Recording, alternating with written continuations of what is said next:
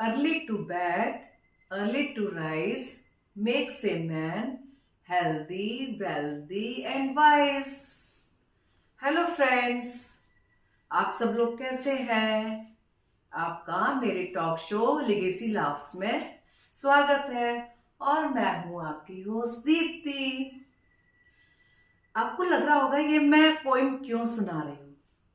ये तो हमने बचपन में सुनी थी और आज क्यों सुनाई जा रही है। ये हमें याद दिलाती है कि रात को टाइम पे सोना चाहिए, सुबह जल्दी उठना चाहिए, जिससे हमारी हेल्थ वेल्थ सब कुछ फिट फाइन रहे। तो लेजीनेस तो हमें कम करनी ही पड़ेगी कुछ भी काम करने के लिए। चलिए इस चीज पे ना मैं आपको अपने बचपन का एक किस्सा सुनाती हूँ। हमारे पापा ना रोज सुबह 4 बजे उठकर अपने मित्रों के साथ एक गांव में दूध लेने जाया करते थे। संडे के दिन हमारी भी बारी आती थी। सुबह ही हमें 4 बजे उठा दिया जाता था और बोला जाता था चलो अपने पापा के साथ जाओ और दूध लेकर आओ। और ये भी बता दिया जाता था कि अगर दूध वाला पानी में दूध मिलाए तो उसे सबक सिखा देना। हम लोग बड़ी मजे से सब तैयार होते थे, वॉकिंग शू पहनते थे और T shirt V shirt track pant डाल के अपने पापा के साथ जाते थे। और पापा के दोस्त भी होते थे और उनके बच्चे भी होते थे जो हमारे भी दोस्त थे। हम सबको पानी की जो डोलची होती है वो पकड़ा दी जाती थी, चलो बच्चे लोगों पकड़ो।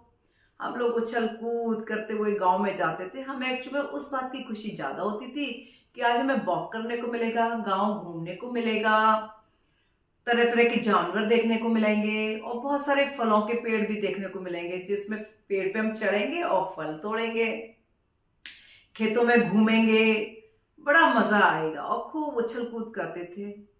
खैर सबसे पहले तो हमें दूध निकलवाना होता था, तो यही ध्यान रखा जाता था कि दूध वाला दूध में पानी ना मिलाए।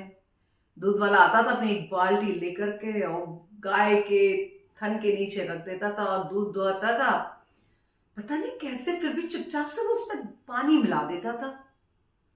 और जब घर पे आते थे तो मम्मी को पता नहीं कैसे पता चल जाता था कि पानी मिलाया और तुम लोगों ने ध्यान नहीं रखा है, जबकि हमारी तो बिल्कुल निगाह उसी के ऊपर होती थी, फिर भी पता नहीं चुपके से पानी मिला देता था।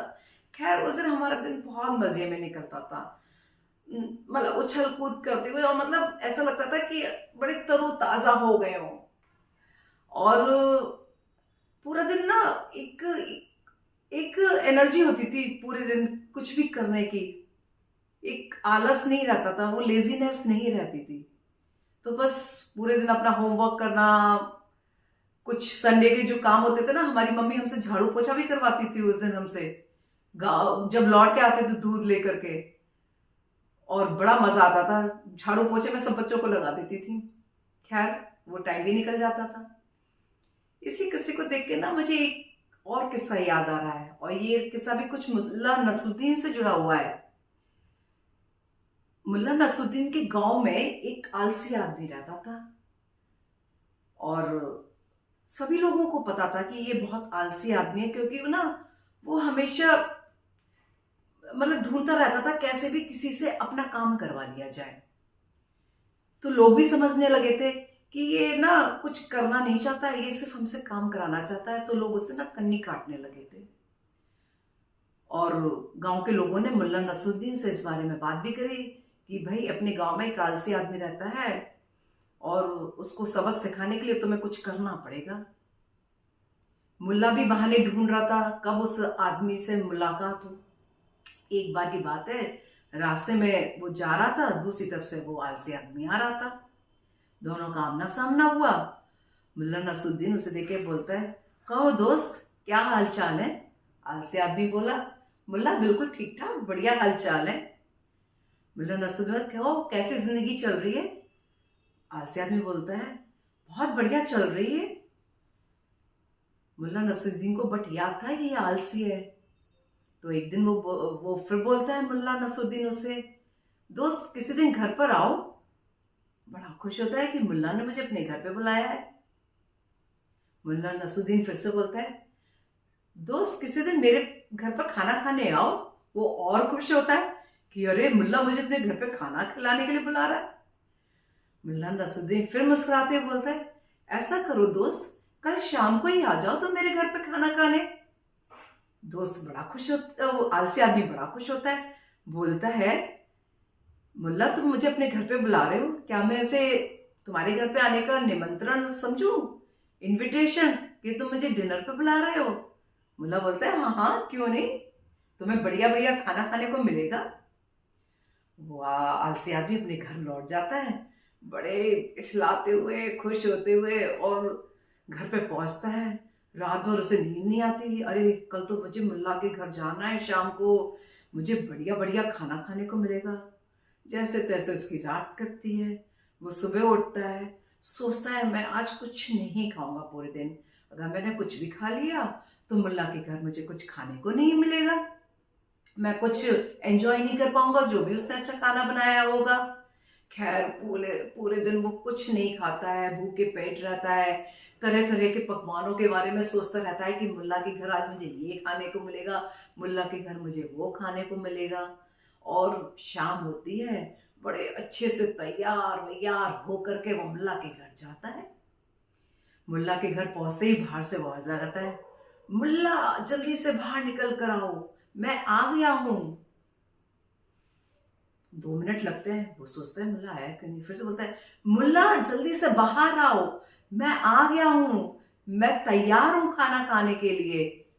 मुल्ला जल्दी से बाहर आता है, बोलता है, अच्छा तुम आ गए। तो आलसी आदमी बोलता है, मुल्ला ऐसा करो जल्दी से पानी ले आओ एक बर्तन में, मुझे हाथ धोना है, मुझे बहुत ही भूख लगी है, मेरे पेट में चूहे कूद रहे हैं। मुल्ला एक बर्तन में पानी लेकर के आता है और उसके हाथ धुला रहा होता है।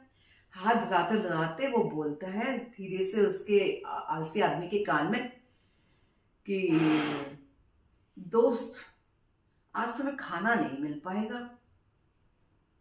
आलसी आदमी थोड़ा सा चौंक जाता है, सोच में पड़ जाता है कि ये मुल्ला क्या बोल रहा है। बोलता है, क्या हुआ मुल्ला। मुल्ला बोलता है, दोस्त सामान तो सब तैयार है, बस एक चीज की कमी है। वो आदमी, आलसी आदमी फिर से क्यूरियोसिटी से बोलता है, मुल्ला किस चीज की कमी है। मुल्ला बोलता है, काम करने वाले 2 हाथों की। वो आलसी आदमी समझ जाता है, बेचारा भूखा प्यासा पूरे दिन ना खाए हुए वाला आदमी, जिसके पेट में चूहे कूद रहे होते हैं, उसके तो होश ही उड़ जाते हैं ये सब सुन के, और वो बड़ा निराश होता है। ये कहते सुनते वो अपने घर की तरफ चल देता है। उसे पता चल जाता है कि मुल्ला ने आज उसे सबक सिखाने के लिए ये सब कुछ किया है।